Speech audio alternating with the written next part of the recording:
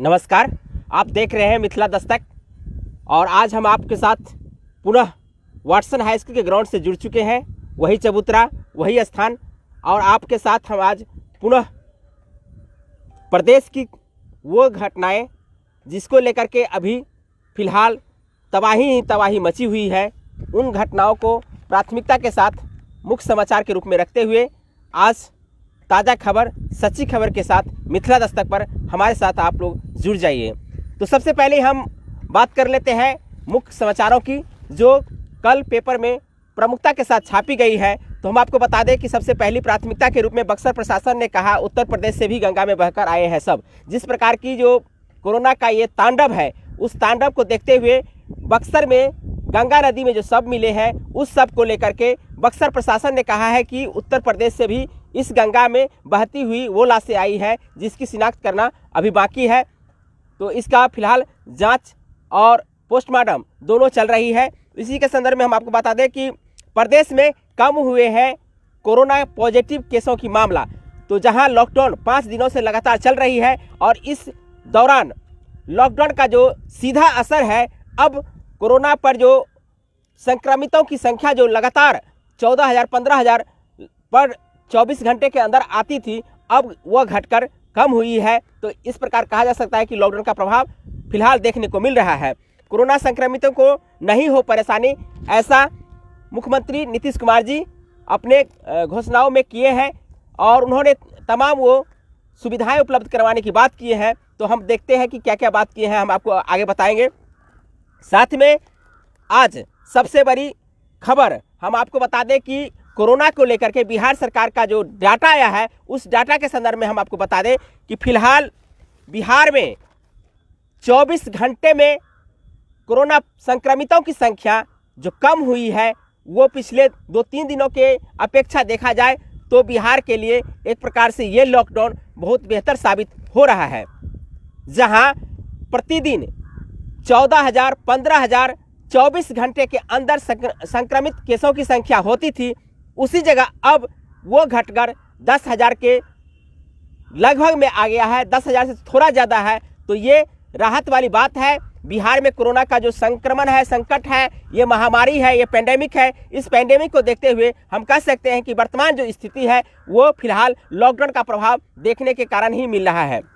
तो हम आपको प्रदेश की क्या स्थिति है कोरोना की, वो हम आपको बारीकी से समझाने का प्रयास कर रहे हैं। आप लोग भी हमारे साथ जुड़िए। साथ में इस लाइव सेशन को जरूर शेयर कीजिए विभिन्न ग्रुपों में, विभिन्न आप सोशल प्लेटफॉर्म है उस पर शेयर कर सकते हैं। तो चलिए हम आपको ले चलते हैं सीधा प्रदेश की कोरोना की स्थिति के संदर्भ में। हम आपको जानकारी देते हैं कि प्रदेश में कम हुए हैं नए केस, तो जिसकी हम चर्चा हम किए हैं। तो आपको बता दें कि 24 घंटे में बिहार में कुल 10,174 पॉजिटिव केस आए हैं, संक्रमित केस आए हैं। तो इस प्रकार हम कह सकते हैं कि कल जो 11,000 समथिंग था, उसके बिहाफ में आज पुनः घटा है। तो जहां जांच 1,01,117 हुई है, 1,01,117 सैंपल्स की जांच हुई है, जिसमें 10,174 नए मामले आए हैं। और हम आपको बता दें कि रोज जहां 14 से 15,000 संक्रमितों की संख्या होती थी, वहीं अब घटकर 10,000 पे आना एक प्रकार से कह सकते हैं कि लॉकडाउन का सीधा प्रभाव पड़ रहा है। तो हम आपको बता दें कि रविवार और सोमवार 2 दिन की हम तुलना करते हैं कि इस 2 दिन में क्या घटना घटी है, किस प्रकार से संक्रमण की संख्या घटी है, किस प्रकार से मौतों की संख्या घटी है, या संक्रमितों के लिए जो प्रिकॉशन है वो किस प्रकार से बिहार सरकार इस पर काम कर रही है। तो इन तमाम बातों को हम करेंगे। रविवार को स्वास्थ्य मंत्रालय द्वारा, स्वास्थ्य विभाग द्वारा, बिहार सरकार स्वास्थ्य विभाग द्वारा 13,364 लोगों को कोरोना से पराजित किए हैं। ऐसा डाटा स्वास्थ्य विभाग ने दिया है कि 13,364 जहां ठीक हुए हैं, वहीं रिकवरी रेट हम कह सकते हैं कि 80.71 यानी 80.71% जो है सो रिकवरी रेट है। और वहीं सोमवार को 15,000 यानी कल 15,800 ठीक हुए हैं, जिसकी प्रतिशतता निकाली जाए तो 81.97 यानी 82% रिकवरी रेट हो गई है। तो इस प्रकार हम देखते हैं कि रिकवरी रेट भी ठीक ठाक हुआ है और जहां संक्रमितों की संख्या बढ़ रही थी वो भी कम हुआ है। तो चलिए हम मौत की तरफ चलते हैं कि बिहार में किस प्रकार से मौत इस बीमारी के कारण खौफनाक होती जा रही है, उसमें भी कुछ कम हुई है। अब आया है 75, यानी 24 घंटे में 75 लोगों की मौतें भी इससे हुई है। पटना के अलावा अन्य जिलों में भी इसका प्रभाव देखने को मिल रहा है, लेकिन पटना में जहां संक्रमितों की संख्या बढ़ रही है, इसका कारण कहीं ना कहीं सघन आबादी और लॉकडाउन का सही से पालन नहीं हो सकता है, ऐसा हम कह सकते हैं। लेकिन वहां इग्नोर करके तमाम वो जिलाओं में हम बात करते हैं, संक्रमणों की संख्या, संक्रमित मरीजों की संख्या कम हुई है। तो पटना और गया को छोड़ दिया जाए तो निश्चित रूप से सभी जिलों में कम हुई है। पटना में रविवार की तुलना सोमवार को ज़्यादा मामले आए हैं, किंतु अन्य जिलों में कम आए हैं। तो हम पटना की बात छोड़ दें तो अन्य जिलों की बात करते हैं तो संक्रमितों की संख्या जो है वो कम हुई है। पटना में रविवार को जहां 1646 नए मामले आए थे, वही सोमवार को 1745 मामले आए हैं। लगभग 99 नए मामले एक्स्ट्रा आए हैं। तो इस प्रकार कह सकते हैं कि जहां पटना में संक्रमितों की संख्या कम होनी चाहिए थी, वहीं संक्रमितों की संख्या बढ़ी है। अपितु अन्य जिलों की हम बात करें तो संक्रमितों की संख्या क्रमिक रूप से घटती जा रही है। जबकि गया में 403 था, वही रविवार को 403 था, वही सोमवार को 236 पे आया है। तो ये राहत वाली खबर है, राहत वाली डाटा है, आंकड़ा है। भागलपुर में जहां 373 थी, वहीं 205 आई है। वहीं बेगूसराय की बात कर ले तो 545 थी, तो 435 नए मामले आए हैं। तो इस प्रकार हम देखते हैं कि जिलावार घट रही है संख्याएं। अब हम चलते हैं कि अन्य जिलाओं की क्या स्थिति है। इसके संदर्भ में हम आपको बता दें कि पटना के अलावा अन्य जगहों पर कुल मरीजों की जो संख्या है, संक्रमितों की संख्या है, 24 घंटे के अंदर में कितनी आई है, हम इसकी व्याख्या कर लेते हैं। अररिया से 247, अरवल से 121, बांका से 82, भोजपुर से 71, दरभंगा से 154, कल था 179, 179। तो अब हम चलते हैं पूर्वी चंपारण से 478, गोपालगंज से 541, जमुई से 162, जहानाबाद से 108, कटिहार से 706, खगड़िया से 286, किशनगंज से 83, मुंगेर से 305, मुजफ्फरपुर से 293, नालंदा से 95, नवादा से 75 संक्रमित मिले हैं। इस प्रकार हम कह सकते हैं कि बिहार में जो संक्रमितों की संख्या है जिलावार, जो कल हम प्रस्तुत किए थे, उसकी अपेक्षा आज कम हुई है। साथ में हम आपको बता दें कि अब हम तुलना कर लेते हैं भारत और विश्व के वैश्विक स्तर पर कोरोना का जो डाटा है, उसके संदर्भ में कुछ हम जानकारी अपडेट आपको कर दें कि पिछले 7 दिनों में 27 लाख संक्रमित की संख्या बढ़ी है। नए संक्रमित मामले आए हैं पिछले 7 घंटे में, जो बेहद ही गंभीर है। भारत के दृष्टिकोण से देखा जाए तो वैश्विक स्तर पर जहां कम हुई है, वहीं भारत में बढ़ी है। अन्य देशों की तुलना में हम आगे जा रहे हैं।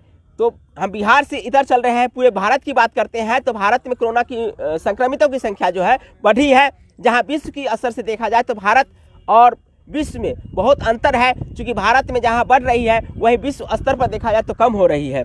वैश्विक स्तर पर 4% कम मौत हुई है, वही भारत में 14% अधिक मौतें होने लगी है। जहां अन्य देशों में 5%, विश्व स्तर पर देखा जाए तो 5% संक्रमितों की संख्या बढ़ी है, वहीं भारत में 5 घटी है, वहीं भारत में 5% संक्रमितों की संख्या बढ़ी है। तो हम 7 दिनों की आपको डाटा बता दें कि पूरी दुनिया में 54,40,597 नए संक्रमित मरीज आए हैं, वहीं भारत में 27,42,695 नए संक्रमित मामले 7 दिनों के अंदर में आए हैं। तो आप आंकड़ा लगा लीजिए कि 54 लाख में 27 लाख भारत से ही आए हैं। तो आप इस प्रकार से कह सकते हैं कि भारत में क्या स्थिति है, किस प्रकार की पैंडेमिक है। 24 घंटे की बात कर ले तो विश्व में और भारत में किस प्रकार की वृद्धि हुई है, इस बात का भी हम चर्चा कर लेते हैं। तो 24 घंटे में वैश्विक स्तर पर देखा जाए तो भारत के में लगभग 3.66 लाख नए संक्रमित मरीज आए हैं। तो 3.5 लाख संक्रमित मरीज प्रतिदिन बढ़ने की जो रफ्तार है बढ़ रही है। हालांकि 4 लाख तक भी गई थी, तो अभी फिलहाल 3.66 लाख नए संक्रमित मरीज आए हैं। मौत 24 घंटे के अंदर 3754 आए हैं। तो इस प्रकार के डाटे जो सरकारी डाटा है उसके बिहाफ में हम बोल रहे हैं। वैसे बहुते लाशों को जो है नदियों में फेंका जा रहा है, यत्र तत्र फेंका जाता है। उस लाशों का डाटा फिलहाल आपको नहीं हम दे पाएंगे। जो अन्य जगहों पर इस बीमारी के कारण लाशें की गिनती ना ही सरकारी डाटे में दिखाए जा रहे हैं और ना ही इसको किसी अन्य संयंत्र से हम माध्यम से हम दिखा सकते हैं। टीकाकरण में दखल न दे सुप्रीम कोर्ट। तो ये केंद्र सरकार हलफनामा दायर किया है सुप्रीम कोर्ट में और कहा है कि जहां टीकाकरण हम कर रहे हैं उस टीकाकरण में हमारी जो परेशानियां हैं उसमें सुप्रीम कोर्ट हमें दखल न दे, हमें निश्चित रूप से काम करने दे। जिस प्रकार की वैश्विक बीमारी है उसमें टीकाकरण का जो रफ्तार है, जो कमी है, वो निश्चित रूप से यहाँ टीका का जो उपलब्धता है उसकी कमी के कारण, साथ में पेंडेमिक है और दूसरी तरफ इस प्रकार के दखल सुप्रीम कोर्ट द्वारा दिया गया था कि सभी को टीकाकरण करना है। तो ऐसे में सुप्रीम कोर्ट में केंद्र सरकार हलफनामा दायर किए हैं। और हम आपको बता दें कि हम बगल के देश नेपाल की बात कर ले तो नेपाल में विश्वास मत हारने के बाद ओली की सरकार गिरी है। तो ये मेरे लिए ज़्यादा अहमियत नहीं है। फिलहाल कोरोना हमारे लिए, देश के लिए सबसे अहमियत चीज़ है।